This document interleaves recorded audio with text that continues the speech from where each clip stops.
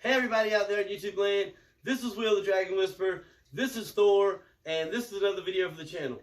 One of the announcements I have for you guys is Thor is going to be a father. Him and Aurora have locked up multiple times in the last couple of months, so this guy is going to be a father, and we're going to hopefully be having some beautiful baby ball python hatchlings in the next couple of months. Also, I'm going to be vending. Tar Heel Exotics will be at the Repticon this weekend after Black Friday. It's the 27th and 28th at the North Carolina State Fairgrounds. So if you guys get a chance to get to a show or you're in the area, please come check out Tar Heel Exotics.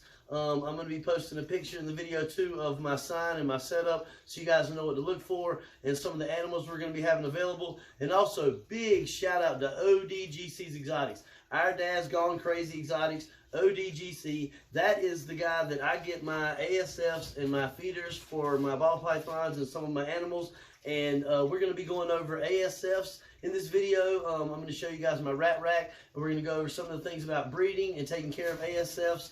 If you've got a large reptile or snake collection, something you definitely may want to consider. So we're going to jump right into the video. You guys go check out ODGC. He's got some YouTube shorts that have really blown up lately. So check him out, and we're going to jump straight into the video. Like always, let's hit the road. Roads? Where we're going, we don't need roads. Here is what my setup usually looks like at the shows, so be sure to look for me if you get out to the Raleigh Repticon.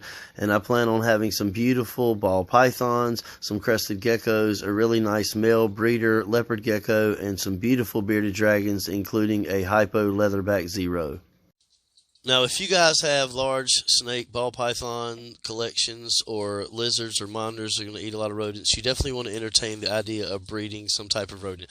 Now, I highly recommend African soft furs. They're not legal in all states, but they are in my area, and I had a local provider that made this an easy choice for me. Reach out to ODGC's Exotics. I talked about him in the intro. If you have any questions that I don't answer in the video, he knows a lot more about these guys than I do. Basically, any rat or mice question you have, he could probably answer. But this is the rat rack that I built. It really is great. It functions great. I got the design from him and used 2x4s. I built mine up on these legs so that it would straddle my feeder bin. I have a drawer section here that houses my feeders, crickets and superworms for some of my other animals in the room. So I built mine to go over top of that, but you could build it, any height you want, and you can build it as many bins as you want. It's just 2x4s, and then I have these 2x2 pickets that you use on like a porch railing for the slides, for the support slides for the drawers. And I just have 2 drawers in mine, but you can obviously build it with as many as you like. And it's a really simple design. You basically just build the rectangle frame the same size as your tub. I highly recommend these. These are concrete mixing tubs. They're way cheaper than a lot of the tubs you would get that are like a Sterilite or a Hefty or something like that design. These are really, really smooth on the inside.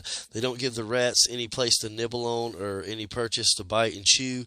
And they're easy to clean because they're super smooth, so everything kind of sprays right out of them. My colony is probably hiding. Yep, there they are. And I have 3 females and 1 male. And these are a lot cuter than a lot of other rodent species, in my opinion. Yeah, well, that's just like your opinion, man. If you tame them down and spend some time with them, they're pretty nice. They'll let you pet them without trying to bite you. You can usually pick them up by the tail, and they're not going to try to curl up and chew your fingers off. And to me, they're just a lot cuter when they have their babies, which are called pups or kittens. It's really cute. The moms of this species will nurse the other ones young, so they won't fight. They won't try to hurt the young. The fathers will also not attack or cannibalize, which a lot of rodent species will. So these guys live in great little colonies. You can't add to a colony once it's already established, but these guys get along great. They're very social. They come from the sub-Saharan Africa. You seldom see them in the wild alone.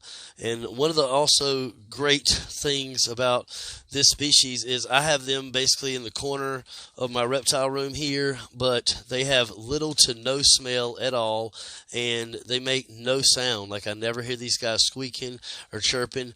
I use, let me put their little box hide back in there for them. But the drawers slide out nice and easy. They can't get out. I put some food inside the tubs for them too, but you can also just put your dog food or whatever type of food you want right in here in the top of the screen, and they're going to eat that from the bottom. These guys, they'll stand up on their hind legs, and they'll even crawl on the screen upside down.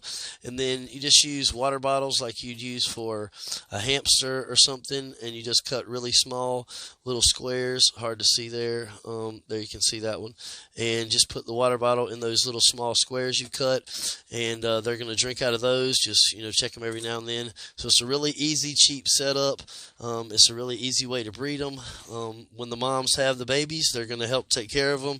They're going to nurse them. One mom gets tired, another mom will take over, and these guys are going to produce plenty of feeders for you. So something you want to check out. And I have the 2 drawers because once they're old enough to be weaned out, then I'll move the other ones down here and feed them and grow them up to be my feeders, while my mom's and the stud in there, which the males are called bucks and the females are called does, which is kind of funny, and they'll stay in there in the top and breed. So that's all you guys basically need to know, and I'm going to put some facts about ASFs up on the screen for you guys, so definitely consider getting into that if you have a large collection that you have to feed rodents to. Okay, you guys, here are some facts about the African salt fur. They have an approximate lifespan of 3 years. They can become sexually mature at 2 to 3 months old. Their gestation period is usually around 21 days, after which time the female will usually have between 6 and 22 pups or kittens, and a group of them is called a mischief. Okay, you guys, once again, this is Will the Dragon Whisperer. This is Thor, my beautiful big albino male ball python who soon will be a father. Thank you guys so much for watching the video. Thank you guys so much for supporting the channel. Smash that like button, ring that notification bell, and please consider subscribing if you hadn't already. Hit me up on Instagram with any care questions about your reptiles. And once again, you guys, when we get to that 1,000 subscriber mark, we will be doing a giveaway.